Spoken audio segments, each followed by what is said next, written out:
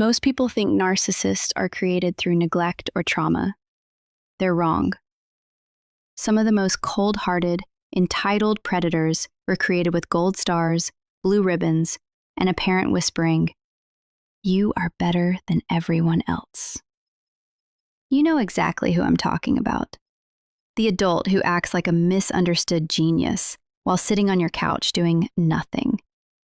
The person who treats your kindness like a weakness and your boundaries like an insult. You keep trying to heal their trauma, but you're looking for a wound that isn't there. They aren't broken. They are a fallen golden child, and right now they are using your empathy as a battery to power their own delusion. Today, we are decoding the golden curse, how a perfect childhood creates a covert narcissist, and the exact moment you need to stop saving them before they finish destroying you. When we talk about toxic narcissistic families, our hearts naturally break for the scapegoat. We feel terrible for the child who took all the blame and all the punishment. Because of that, everyone assumes the golden child won the lottery. We assume they had it easy. They were the favorite. They were put on a pedestal, told they were perfect, and treated like they were infinitely more special than anyone else.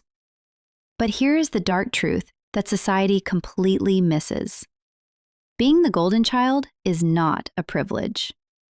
It is a highly sophisticated, invisible form of psychological abuse. In a narcissistic family system, children are not viewed as individual human beings. They are accessories. The narcissistic parent uses the golden child as a shiny trophy to make themselves look superior to the outside world. The parent is basically broadcasting, "Look how perfect and talented my child is," which proves how perfect I am. But that love comes with a terrifying catch. It is entirely conditional. The golden child is silently taught that the moment they stop being perfect, the moment they stop winning, or the moment they stop making the parent look good, their crown will be violently snatched away. It is silently and implicitly communicated that their privileged position is always at risk. So what does a child do to survive that kind of pressure? They learn to amputate their true self. They build a false self. Their entire existence becomes a performance. They become exactly what the narcissistic parent demands, living in constant, suffocating terror of making a mistake. You thought they were loved unconditionally? No, they were taken hostage on a pedestal. And pedestals are small, incredibly high, and very easy to fall off. Here is where the psychology gets incredibly dark, and it explains the exact behavior you are putting up with right now. Eventually, that golden child has to grow up and enter the real adult world. But the real world is not their narcissistic mother or father. The real world doesn't care that they were the smartest kid in the 5th grade or the star of their high school sports team. The real world demands hard work. It demands humility. It demands resilience and the ability to handle failure. But the golden child was never taught resilience. They were taught entitlement. They were raised to believe they are destined for greatness simply for existing. Because they think they are too special to be ordinary, they refuse to take entry-level jobs. They can't do some sort of boring, ordinary job because they believe they are too special for that. They expect to be the CEO on day one, and they assume their random ideas will instantly make them famous. And then, the inevitable happens. They stumble. They don't get the dream job. Their big business idea fails. The world does not bow down to them. They look around and realize life is not working out, and they see other people succeeding. For a healthy person, failure brings sadness and self-reflection. But for the golden child, it causes a catastrophic ego crash. They experience a massive cognitive dissonance.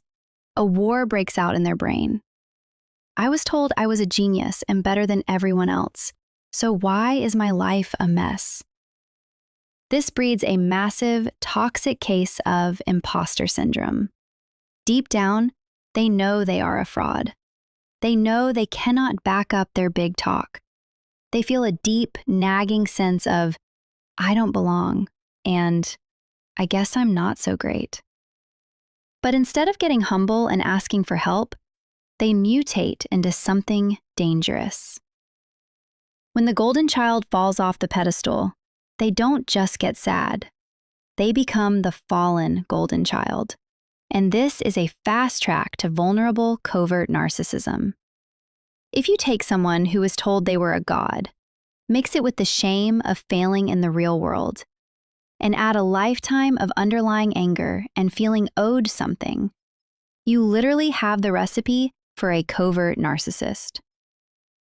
Unlike the loud, flashy, grandiose narcissist who brags on social media, the covert narcissist is socially awkward, sullen, petulant, and highly passive-aggressive. They don't brag. Instead, they brood. They live in a chronically victimized state.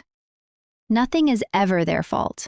They are convinced that bosses are stupid, that the system is rigged, and that the world is uniquely unfair to them. And what do they do with all of that toxic shame and imposter syndrome? They project it directly onto you. They will criticize your friends, mock your ordinary 9-to-5 job, and find subtle ways to make you feel small. Why?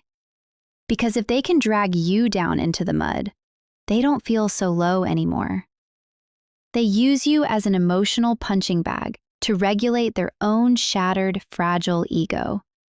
You come home expecting a partner, and instead, you are met with an overgrown toddler throwing a silent tantrum because the universe didn't hand them $1 million today. You are forced to deal with someone who feels stunted because they were told they are great and special and unique, and none of it is coming true. This brings us to the fatal mistake you are making right now. You are a highly empathetic, kind person. You can see their pain. You look at them and see how their narcissistic parents messed them up. You see their potential. You tell yourself, they have so much potential. If I just support them financially for one more year, if I just listen to them complain a little longer, if I just love them hard enough, they will finally heal their inner child and reach their potential. Listen to me very carefully. In a covert narcissistic relationship, potential is a ghost. You are falling in love with an illusion. You feel pity for them, but pity is a trap. Pity and guilt are the magnet emotions that keep you trauma bonded to a covert narcissist. You think that by fixing their life, you are saving them, but you are actually enabling their narcissism. You are giving them a free pass to emotionally abuse you. You are paying the ultimate price for the damage their parents did decades ago. And here is the hardest, most brutal truth of all. While you are spending 100% of your time and energy trying to heal their inner child, who is taking care of yours? Your inner child is being starved, neglected, and abused by them. They are perfectly fine watching you drown as long as you are the one holding them above water. So, how do you escape a trap when the cage is made of your own empathy? How do you break free from the fallen golden child? You need to completely rewire how you respond to them. Here is your override protocol. Step 1. Kill the potential fantasy. You have to stop viewing them through the lens of their childhood. Trauma is real, but trauma is never, ever an excuse for emotional abuse. Radical awareness means you see their behavior for exactly what it is today: pathological entitlement and manipulation. Stop waiting for the potential to show up. Look at the resentful, punishing person who is standing in front of you right now. Step 2. Cut the funding and drop the savior role. You cannot rescue them into ambition. You cannot heal their impostor syndrome. Stop paying their debts. Stop applying for jobs for them. Stop making excuses for them to your friends and family. Drop the savior role immediately. You are a partner or a friend. You are not a rehabilitation center. Let them face the consequences of their own failure to launch. Step 3. Starve the victim narrative. When they start their victimized, passive-aggressive rants about how life is unfair and how everyone is against them, do not argue. Do not try to give them a pep talk to boost their self-esteem. Use the DEEP protocol. Don't defend, don't engage, don't explain, and don't personalize. Give them a blank stare. Say, "Wow, that sounds really frustrating," and walk out of the room. Starve their victimhood of your emotional supply. Loving a fallen golden child is one of the most exhausting, soul-draining experiences a human being can endure. You thought you were saving a misunderstood genius, but instead, you became the collateral damage of a narcissistic family system. But you survived it. And by seeing the truth of their entitlement, you are finally taking your power back. Now I want to hear from you. Are you dealing with a fallen golden child? What was the exact moment you realized their potential was actually just an illusion? Write that moment in the comments below. Someone else watching this video is feeling completely drained right now, sitting on the edge of their bed, wondering if they are the problem. They desperately need to read your story to know they are not crazy. If this video validated your reality today, hit the subscribe button. Join the Behavior Code community. We are here to decode the darkest corners of toxic behavior, so you can finally step into the light and protect your peace.